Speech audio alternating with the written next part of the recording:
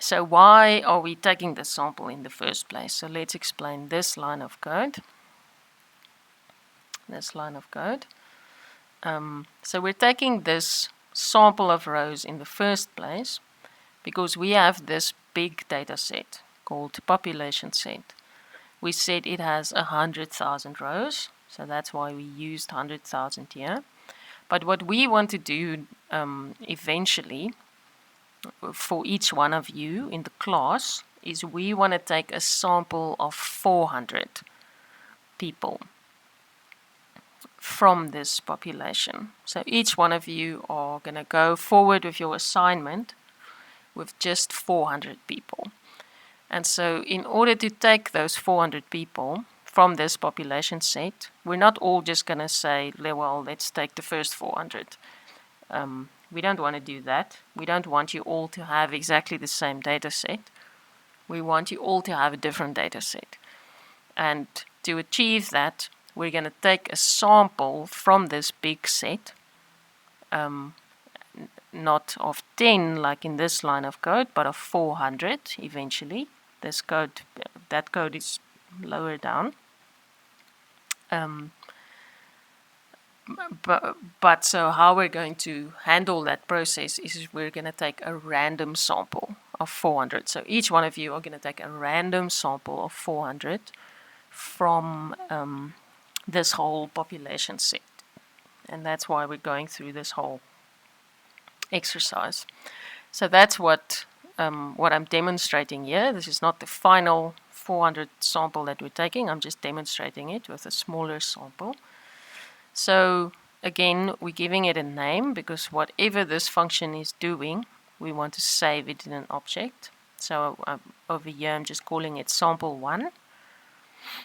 Then over here now, I'm just using population set. That's an object. It's not a function. It's an object.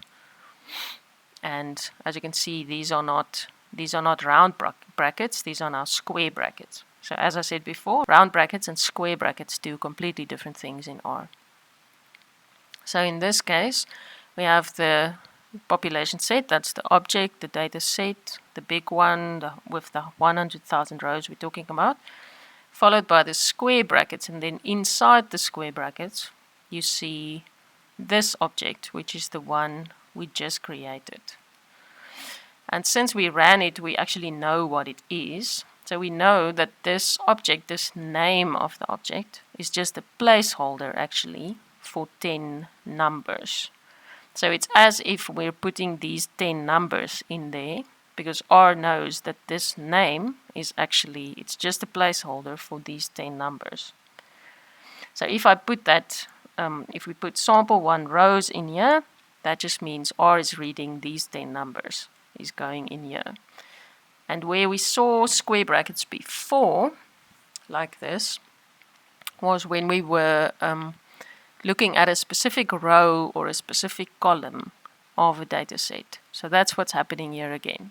And as we said before, rows always first, columns second, separated by a comma. And as before, the previous time we saw this, there was nothing in front of the comma, but there was a number behind the comma. And now it's the other way around. We've got some numbers before the comma, because I said this is just a placeholder for 10 numbers. And then after the comma, we have nothing. So that tells R that if there's nothing behind the comma, it says we want all the columns of this population set object. Because remember, it has many columns. So we want all the columns, but we only want 10 of the rows, and these are the 10 rows that we want, these numbers. So these numbers are now the numbers of rows, not the numbers of rows, the row numbers, sorry. So with this first one, it's 82,423, so R is going to go down that whole population set, down the 100,000 rows, and it's going to go to row number 82,423, and it's now going to select that row only and save it in sample1. But not that row only, each of these.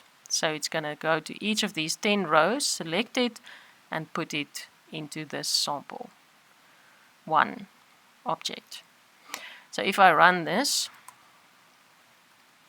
and we just look at the object we created, you're going to see there it is. It's a data set, and it's got all the columns that population set has, and it's showing us 10 rows. It only has 10 rows.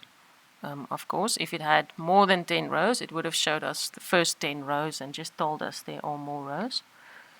But as you can see now, the IDs happen to be, in this data set, happens to also be the row numbers. So that makes it convenient, so you can see that indeed that is what R did. It went to 82,423, chose it, and so on. You can see those are the same numbers. Okay, so that's what that does. So what you should now do is run the rest of this code, chunk, and do what I did now. See what happens. You're going to set seed. So what happens if the seed is different? So over here you'll see this function is exactly the same as that function. It's exactly the same function, exactly the same numbers. Sorry, these are not corrected yet. It's all exactly the same function. We're saving it in different names. So we're creating 4 different objects, and then we're doing the same, and the seeds are also different. Although over here it's the same again. And then over here we're doing the same thing that we just did. We're just giving it a different name. We're calling it sample 2, sample 3, sample 4. So what you have to do is run this code, and then eventually over here